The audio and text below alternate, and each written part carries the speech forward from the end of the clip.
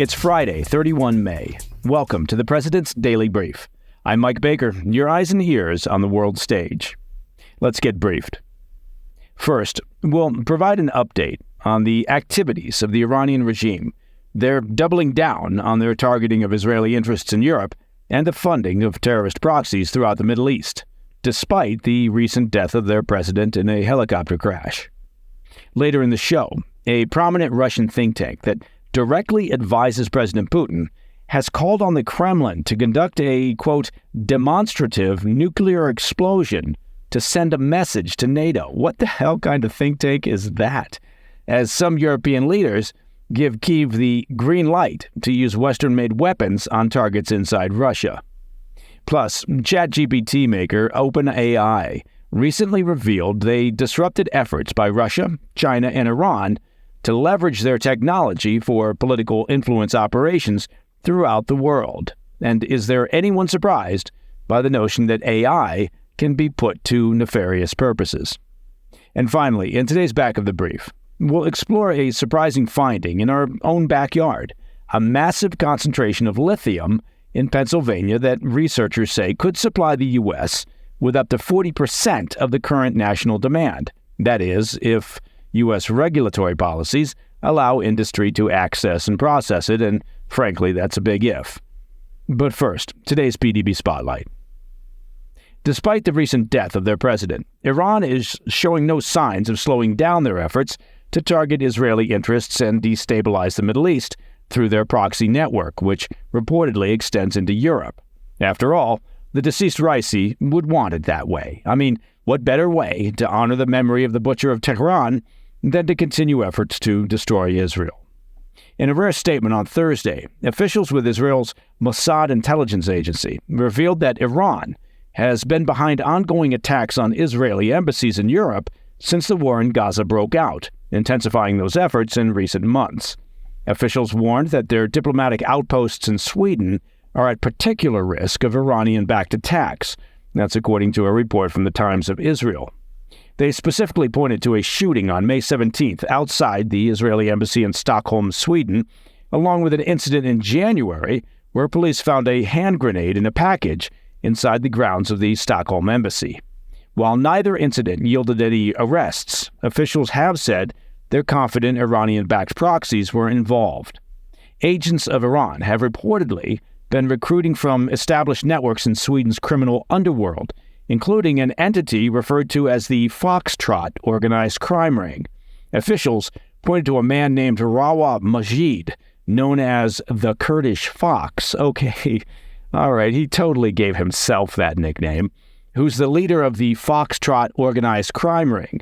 He had fled to Iran from Turkey in September of last year, where he was allegedly recruited to plan attacks across Europe against Jewish and Israeli targets. Iran also reportedly works through the Rumba crime group in Sweden, who serve as the primary rivals of the Foxtrot group. I'm sorry, do they gather for ballroom dance sessions when not engaging in dodgy criminal activities? Are they rivals of the infamous Lindy Hop gang? Who came up with the names? Anyway, I digress. According to the Mossad, Iran directly funds both organizations. Officials with Mossad said in a statement, quote, Iran operates many criminal organizations in Sweden and Europe in general, while taking advantage of the relative advantage of each and sometimes the rivalry between them, end quote.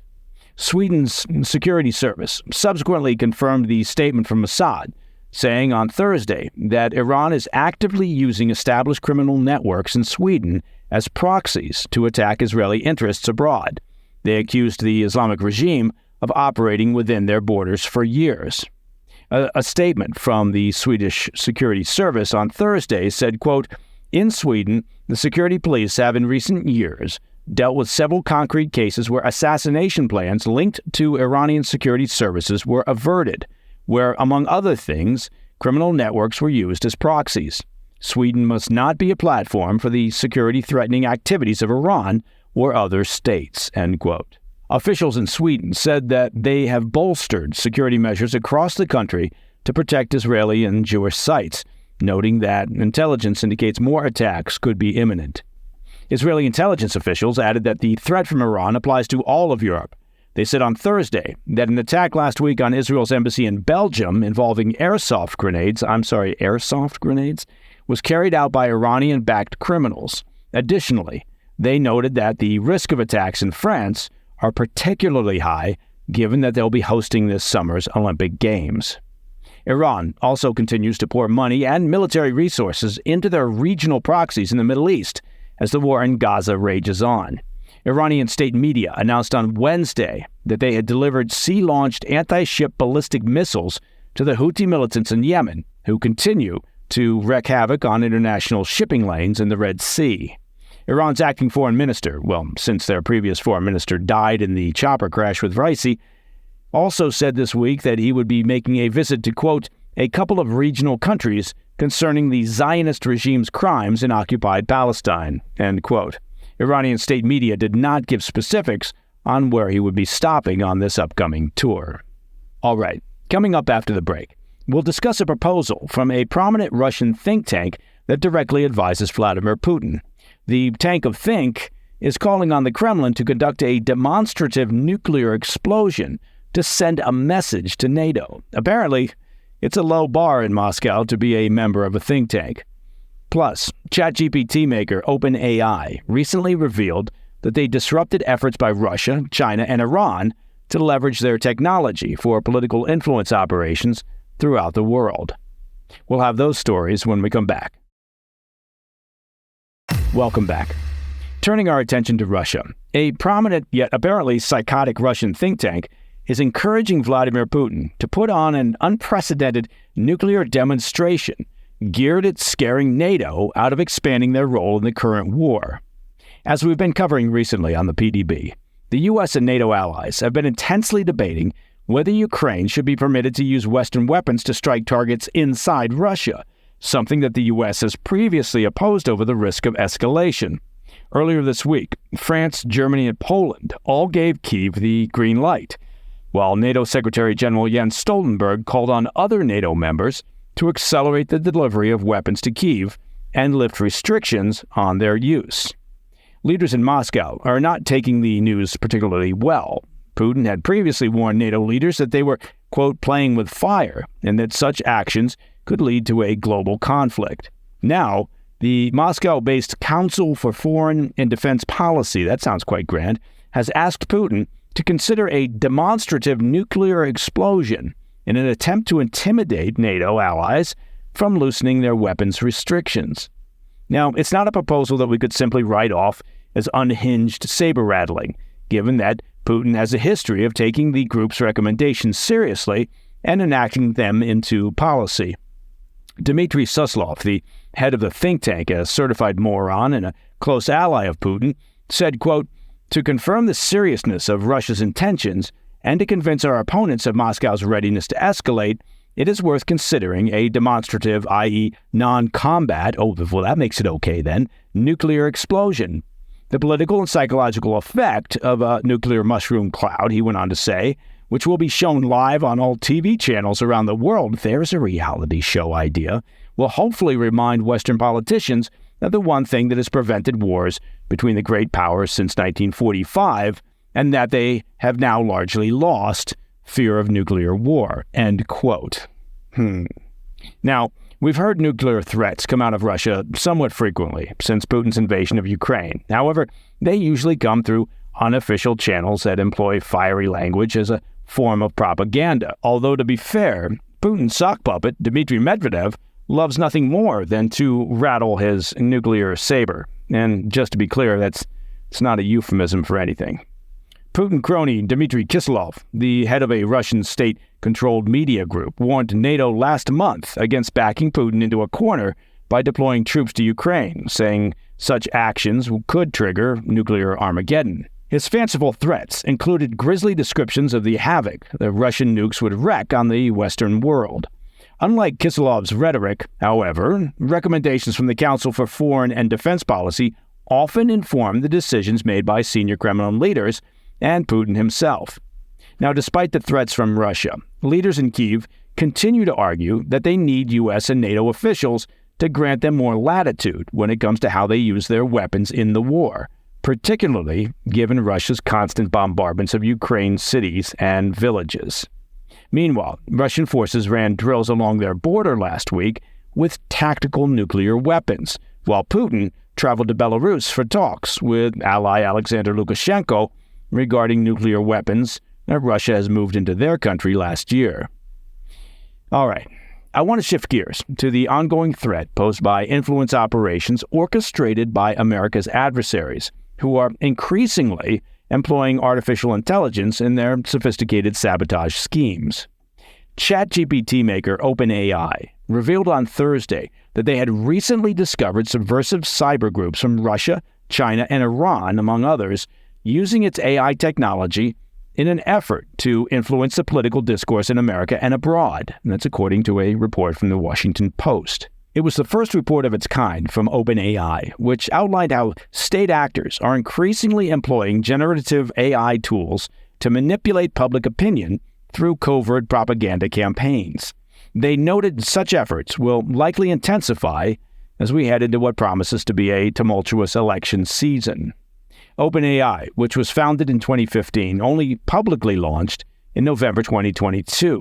They quickly became the leading player in AI technology, amassing more than 100 million users in less than 2 years.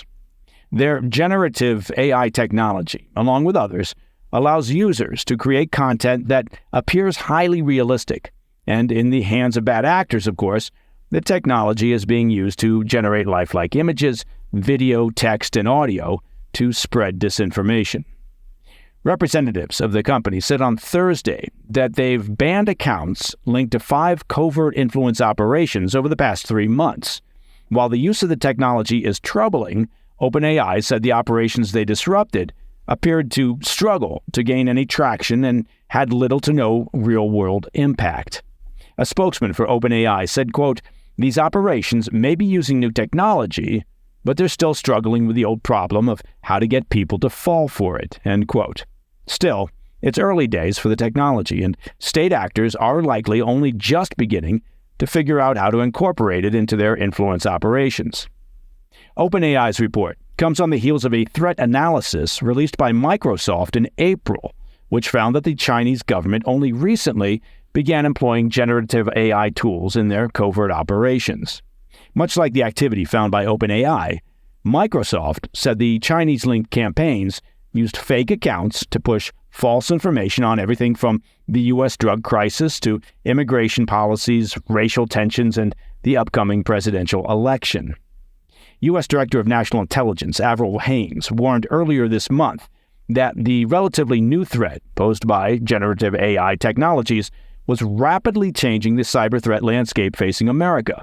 Haines said that the tools have helped to greatly expand the scope of Russian and Chinese influence operations, while allowing other state actors with more limited capabilities, such as Iran, to step up their own cyber operations targeting America. All right, finally, in today's Back of the Brief, we'll explore a surprising finding in America's backyard, a massive concentration of lithium in Pennsylvania that researchers say could supply the U.S. with up to 40% of the current national demand. We'll have details on that when we come back. In today's Back of the Brief, researchers at the University of Pittsburgh, go Panthers, have stumbled upon an absolute goldmine of lithium right here in our own backyard, and it could cover more than a third of America's demand for the vital mineral.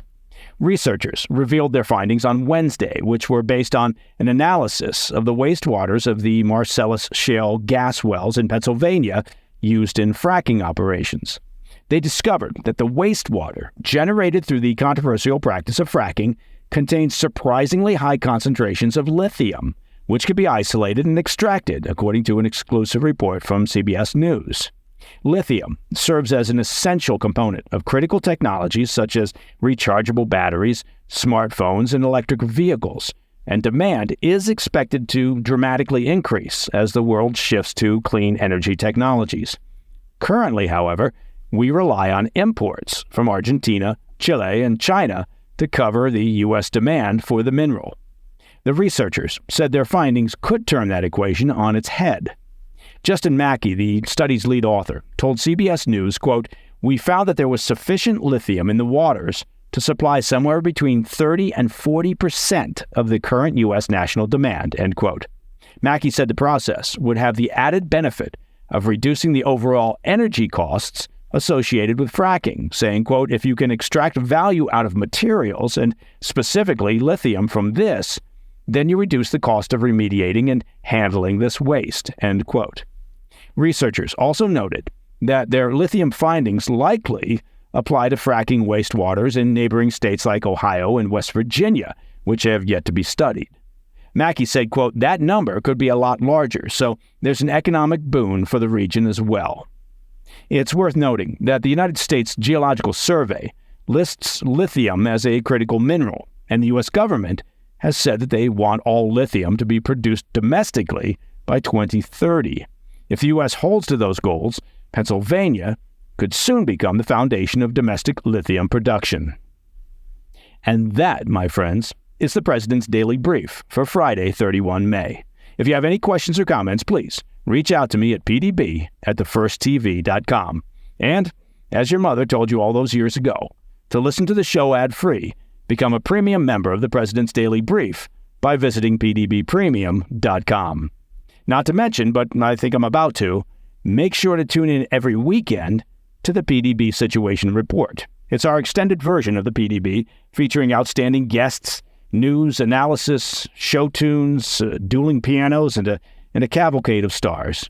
And some of that I just made up. Anyway, it's available on all podcast platforms and airing on Friday nights at 10 p.m. Eastern on the First TV, and of course on our YouTube channel at President's Daily Brief. Check it out. Tell your friends. Tell your family. I'm Mike Baker. I'll be back later today with the PDB Afternoon Bulletin. Until then, stay informed, stay safe, stay cool.